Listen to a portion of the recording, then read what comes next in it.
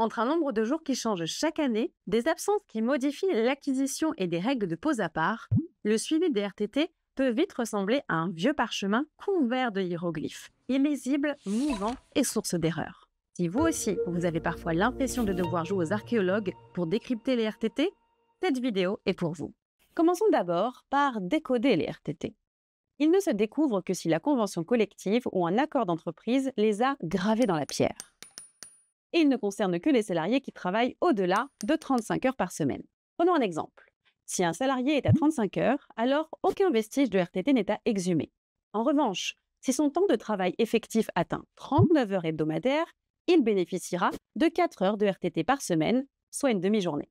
Ne confondez pas tous les artefacts RH. Les jours de repos des salariés en forfait jour ne sont pas des RTT, même si on les appelle souvent ainsi par abus de langage. Il s'agit en réalité de jours de repos supplémentaires régis par des règles distinctes. Enfin, dans certaines situations, les RTT non pris peuvent faire l'objet d'un rachat par l'employeur conformément aux conditions définies par l'accord collectif ou la convention collective.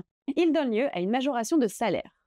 Et si le salarié quitte l'entreprise avant d'avoir pris ses RTT? Les jours non pris sont tout simplement indemnisés et versés dans le solde de tout compte. Maintenant, place à la méthode. Comment se calculent exactement ces fameux RTT? Les RTT peuvent apparaître selon deux méthodes de datation, selon ce que prévoit l'accord collectif ou la convention d'entreprise. Première méthode, l'acquisition des RTT au fil de l'eau.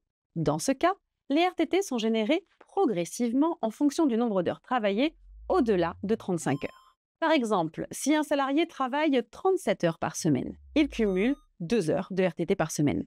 Deuxième méthode, le salarié en forfait jour. Ici, on ne compte plus les heures, mais les jours.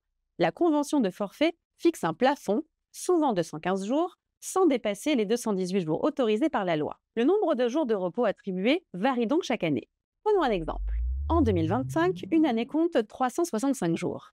Si on déduit les 104 week-ends, les 25 jours de congés payés et les 10 jours fériés, il reste 226 jours potentiellement travaillés. Le forfait légal étant fixé à 218 jours, le salarié a donc droit à 8 jours de repos supplémentaires. En résumé, pas besoin d'être égyptologue pour déchiffrer les RTT. Avec les bons outils, les bons repères et un peu de méthode, ce casse-tête devient un jeu d'enfant.